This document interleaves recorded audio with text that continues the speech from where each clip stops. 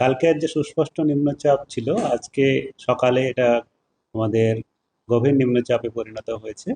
আর এই গভীর নিম্নচাপ এখন আমাদের সকাল 11:30টায় এর অবস্থান আমাদের কলকাতার কাছাকাছিতেই রয়েছে, 30 কিলোমিটার পশ্চিম উত্তর পশ্চিম দিকে এর কেন্দ্রবিন্দু অবস্থান। আমাদের পশ্চিমবঙ্গের উপরেই এর অবস্থান রয়েছে। আর কলকাতার পাশেই রয়েছে। এর প্রভাবে আমাদের পশ্চিমবঙ্গের, মূলত দক্ষিণবঙ্গে আগামী 24 ঘন্টায় প্রায়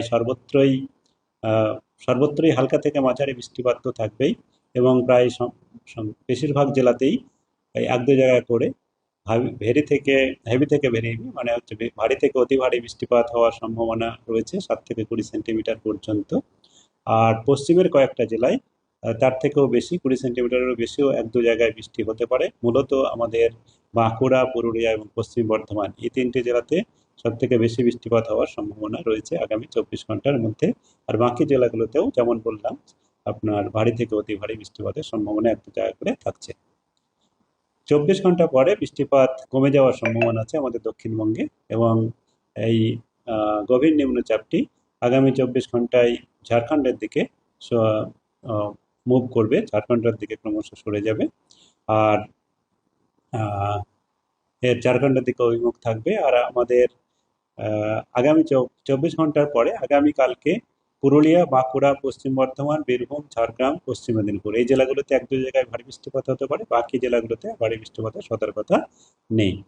আর উত্তরবঙ্গে এখন বৃষ্টিপাত অনেক জায়গাতেই হালকা থেকে মাঝারি বৃষ্টিপাত থাকবে, এবং ধীরে ধীরে বৃষ্টিপাত উত্তরবঙ্গে প্রায় সব জায়গাতেই হালকা থেকে মাঝারি হওয়ার সম্ভাবনা রয়েছে।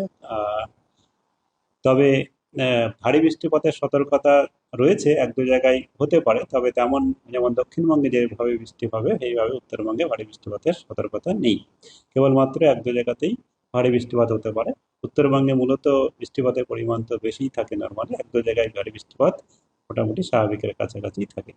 আর দার্জিলিং, কালিম্পং, জলপাইগুড়ি যেমন আগামী 24 ঘন্টায়, তারপরে দার্জিলিং, জলপাইগুড়ি, আলিপুরদুয়ার, এই জেলাগুলোর মধ্যে এক দু জায়গায় ভারী বৃষ্টিপাত হতে পারে। আর আমাদের আহ, আর আরেকটা যেটা বড় সতর্কতা রয়েছে, সেটা হচ্ছে আমাদের মৎস্যজীবীদের সমুদ্রে যেতে মানা করা হয়েছে আজ এবং কাল। কারণ আমাদের বঙ্গোপসাগর এবং উপকূল অঞ্চল, পশ্চিমবঙ্গ, বাংলাদেশ এবং উড়িষ্যা উপকূল অঞ্চলে দমকা হাওয়া থাকার সম্ভাবনা রয়েছে। 40 থেকে 50, সর্বোচ্চ 60 কিলোমিটার পর্যন্ত দমকায় যেতে পারে। তার সঙ্গে সঙ্গে বৃষ্টিপাত হচ্ছে, তার জন্য মৎস্যজীবীদের আগামী 48 ঘন্টা আজ এবং কাল সমুদ্রে যেতে মানা করা হয়েছে।